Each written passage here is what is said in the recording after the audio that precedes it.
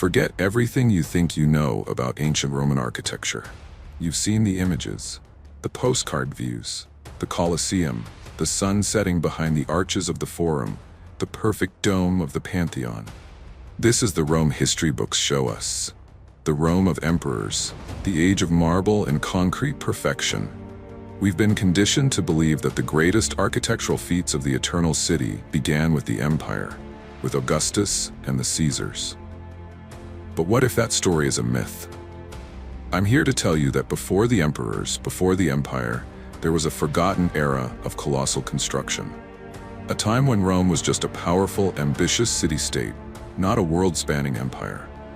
Yet it built structures so grand, so massive, they dwarf many imperial achievements and challenge everything we think we know about the dawn of Roman ingenuity. We're going to peel back the layers of history, past the polished marble and the triumphant arches, to expose the true foundational giants of Rome. These aren't just ruins. They are megastructures, colossal undertakings built centuries before Christ, defying the engineering expectations of their time. They are the testament to a sheer raw will to power that existed long before the famous legions marched across Europe. Prepare to have your mind blown as we unearth these forgotten pre-imperial monuments. Get ready to witness the true dawn of Roman engineering, hidden in plain sight for millennia. This is the story of Rome before the empire. We begin our journey not in the polished marble halls of the emperors, but at a stark, imposing testament to early Roman ambition, the Servian Wall. Now, when you think of a city wall, you might picture the simple palisades of a fledgling settlement. But the Servian Wall, built in the early Republic after the devastating Gallic sack around 390 BC, is anything but simple. This isn't just a line of defense, it's a megastructure of necessity. Imagine a ring of defense, nearly 7 miles long, encircling all 7 of Rome's hills. The scale is staggering. To build this required an immense coordinated effort from a city that had just been humbled. It screams of a society that could organize its labor, quarry vast amounts of stone, and deploy complex engineering on a massive scale, skills we usually attribute to the later empire. Look closely at the blocks. These are not the dainty bricks of Imperial Rome. These are colossal, rough-hewn blocks of tuff, a dense volcanic rock, often weighing several tons each. They were meticulously cut and fitted together without mortar, a technique known as opus quadratum, relying purely on the precision of the stone cutting and the weight of the material itself for strength. It's an early form of dry stack masonry that has stood for over 2 millennia. The sheer volume of material, the precision of the construction, and the strategic planning of its circuit tell us one undeniable truth. By the 4th century BC, Rome was not a village. It was a powerful, fiercely independent city-state ready to defend its existence with uncompromising brutality and engineering genius. They built this wall to last forever, and in many places, they succeeded. Leaving the defensive ring, let's look towards the spiritual and political heart of the city, the Capitoline Hill. This hill, the ultimate symbol of Roman power, holds secrets that predate the Republic itself. Before the grand imperial temples and archives stood the truly monumental religious center of the archaic period, the Temple of Jupiter, Optimus Maximus. Dedicated in the early years of the Republic, its foundations trace back to the era of the kings, the legendary Tarquins. While the temple itself is gone, destroyed, and rebuilt several times, its scale is legendary. Measuring roughly 60 by 60 meters, it dominated the hilltop. For centuries, this was not just the largest temple in Rome, it was among the largest in the entire Mediterranean. Its colossal size, its high podium, and its triple cella design all point to significant Etruscan influence and a massive investment of labor and resources by Rome's early rulers. This was Rome's first architectural declaration of power. It wasn't a marble beauty, it was a rough-and-ready giant, decorated with vibrant terracotta figures. It set the standard for Roman monumentalism. Everything built afterwards, even by the emperors, was measured against the sheer, overwhelming presence of the king's temple. Finally, We descend below the surface to meet a true hidden titan, the Cloaca Maxima, or greatest sewer. It sounds unglamorous, but this structure is arguably the single most important piece of pre-imperial engineering. Attributed to the kings, and constructed perhaps as early as the 6th century BC, this was not merely a drain. It was a massive land reclamation project. Its initial purpose was to drain the marshy, low-lying ground between the hills, the very area that would become the Roman Forum. Think about that. To establish the political and commercial heart of their city, the early Romans first had to master hydraulics on an industrial scale.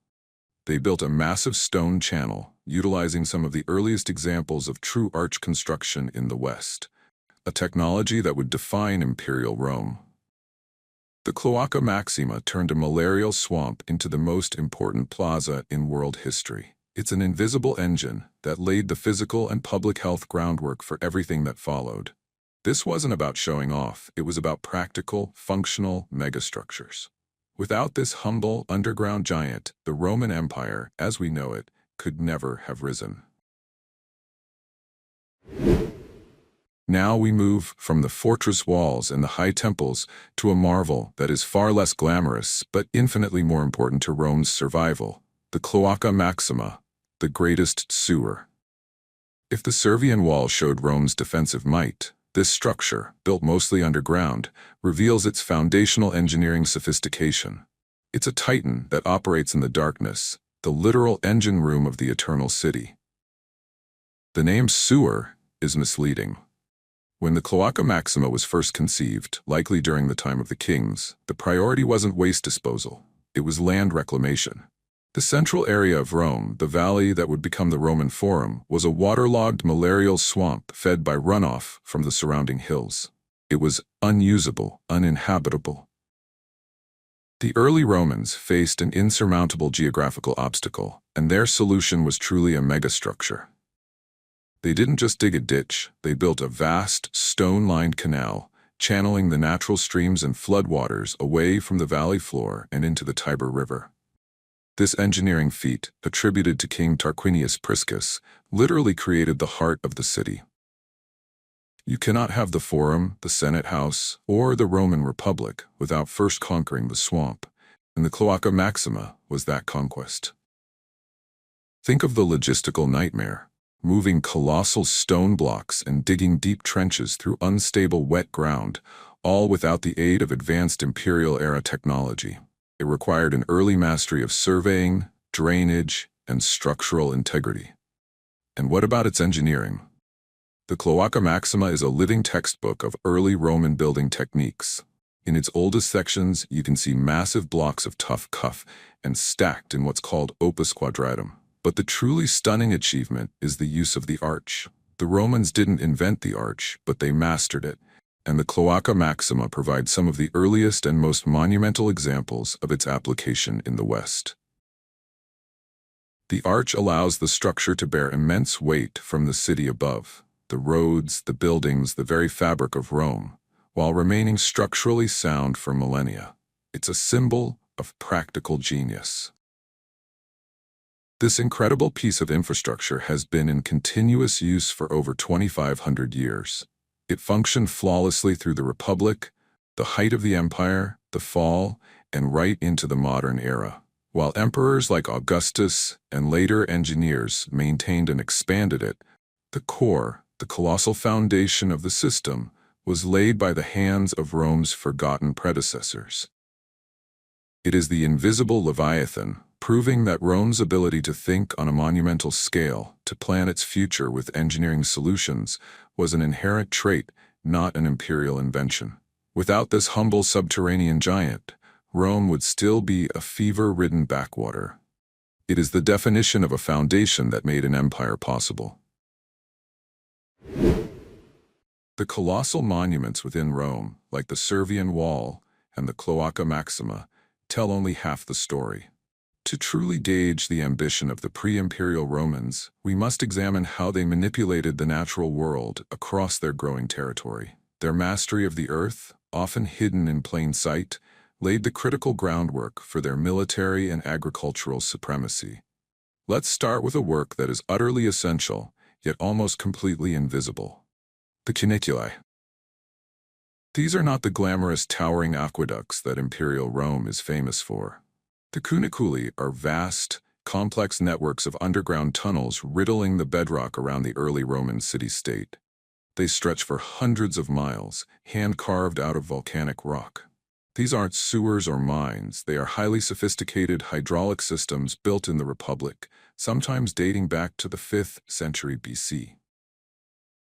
The purpose was twofold and incredibly shrewd. First, water management. They functioned as massive drainage systems, regulating the water table in valleys to prevent flooding and turn swampy ground into fertile farmland. Simultaneously, they acted as a primitive irrigation system, channeling spring water to dry uplands, maximizing agricultural yield across the entire territory. Think of the engineering required. To dig a tunnel that stretches for miles through solid rock, you must maintain a precise, gentle gradient to ensure water flows efficiently without erosion, all while digging from multiple access shafts, or puttae, and ensuring they meet perfectly underground. This wasn't guesswork, it was applied geology and advanced surveying. The Cuniculi demonstrate an intellectual sophistication in hydroengineering that the history books often overlook, proving Rome's functional genius preceded its aesthetic glory.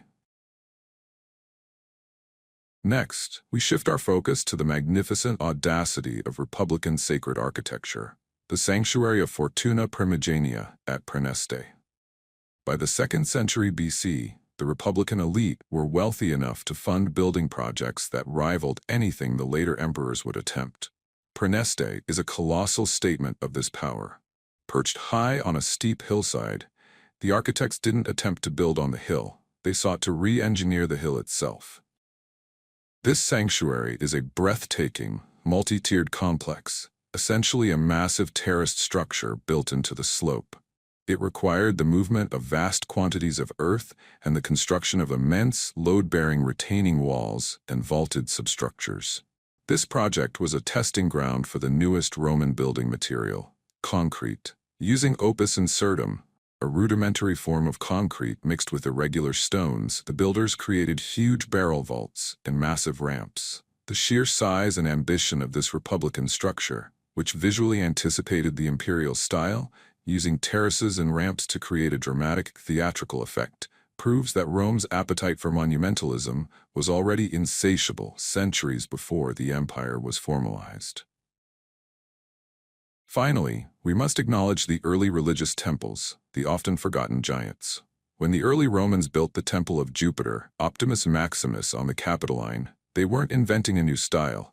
They were adopting and scaling up the knowledge of their northern neighbors, the Etruscans. Etruscan engineering was masterful, focused on massive high platforms, podia, and deep foundations. Rome inherited this focus on functional scale over Greek-style aesthetic perfection. They took this Etruscan blueprint and executed it with a ferocity and size that dwarfed the originals. These foundational structures, the mile-long drainage tunnels, the massive concrete terraces, and the influence of early non-Roman city-states, are the true keys to understanding Rome. They are the evidence that Rome's ability to think, build, and sustain itself on a monumental scale was a defining trait of the Republic, ensuring that when the empire finally dawned, it already rested upon the strongest, most sophisticated engineered foundation in the ancient world. We've traveled back centuries, digging beneath the marble of the Caesars to find the colossal stone of the kings and the Republic. But the question remains, where did this ambition come from? These megastructures, the Servian Wall, the Cloaca Maxima, the massive terraces, did not spring from a vacuum. They are the echoes of a lost power and the inheritance of a regional competition that defined early Italy. Rome didn't invent monumental construction. It perfected it with ruthless efficiency. Its first great teachers and rivals were the Etruscans to the north and the sophisticated glacial city-states surrounding it. The Etruscans were master builders and city planners. They introduced the Roman founders to the science of haruspicy, divination, and city layout, and crucially, they brought advanced techniques for large-scale earth-moving and stonework. The early use of the arch in the Cloaca Maxima, the construction of massive, deep foundations for temples, these are architectural languages spoken first by the Etruscans. Rome didn't just absorb this knowledge, it weaponized it, taking the Etruscan blueprint and scaling it up to an unprecedented, almost aggressive size. Similarly, the cities of Latium, Rome's immediate neighbors, pushed Rome to be constantly on the defensive and offensively creative. The Servian Wall wasn't built for show. It was a desperate, monumental necessity after a devastating attack. This constant, brutal competition forged an engineering culture where functionality and colossal scale were paramount. Rome learned to build structures that were physically and strategically overwhelming. This brings us to the second critical point. These early innovations were not footnotes. They were the essential foundation for the entire imperial project. The Cloaca Maxima drained the swamp, allowing the Forum to exist, thus physically enabling the political center of the Republic. The Servian Wall provided centuries of security, allowing Rome to mobilize its legions and focus on external conquest without constant threat to its capital. The expertise gained in building the Cuniculi and the Terraces of Praeneste directly informed the construction of the military road system, the massive imperial aqueducts, and the ports. In essence, the empire did not start from scratch. It simply took the engineering toolkit forged by the kings in the Republic and applied it globally. The marble veneer of Augustus and Trajan was merely the luxurious finishing layer on a colossal foundation laid by generations of forgotten Republican engineers. So why, then, are these colossal achievements so often overshadowed? Why do we default to the Colosseum? The answer is partly propaganda. The emperors, particularly Augustus, were meticulous in crafting a narrative of a new golden age, consciously separating themselves from the chaotic, often violent, and architecturally rough-hewn era of the Republic. They built grand, marble structures over the old stone giants. The Servian Wall eventually became redundant, absorbed into the city fabric, its power forgotten as Rome became too vast to be contained by a single barrier. The imperial narrative favored beauty, symmetry, and marble. The Republican narrative, one of rough-hewn tuff, functional tunnels, and aggressive drainage, didn't make for pretty postcards. These early giants were the working parts of Rome, deemed less worthy of celebration than the showpieces of the empire. But as archaeologists continue to dig, we realize that the true genius of Rome lies not in the final product, but in the gritty, colossal engineering foundation that made the product possible. The echoes of that lost power tell us that Rome was a giant long before it was an empire. We've spent this time in the shadows, exploring a Rome that defies the postcards. We've seen that the foundations of its colossal power were laid not in the age of marble and empire, but in the tough, pragmatic era of the kings and the early republic, in the massive walls, the hidden tunnels, and the re-engineered hillsides. But our journey isn't over, because history is not static. The story of Rome's forgotten megastructures is one that is being rewritten right now. Every year, archaeologists digging beneath the imperial ruins find more evidence that pushes the timeline of Roman sophistication further back. Every time a new piece of the Servian Wall is uncovered, or a new section of the Cuniculi system is mapped, it confirms that Rome's technical capability was inherent, aggressive, and established long before Julius Caesar ever walked the earth. These ongoing discoveries force us to challenge the comfortable narrative and to look deeper. These early giants serve as a powerful metaphor. They remind us that the greatest, most enduring achievements often lie beneath the surface, humble and functional, yet essential. The Cloaca Maxima runs beneath the Forum, a constant vital pulse supporting the spectacle above. It proves that the true legacy is not about the facade, but the integrity of the foundation. So what does this mean for us, the viewers today? It means we must change the way we look at history. When you next visit Rome, or simply see an image of the Colosseum, I urge you to look down.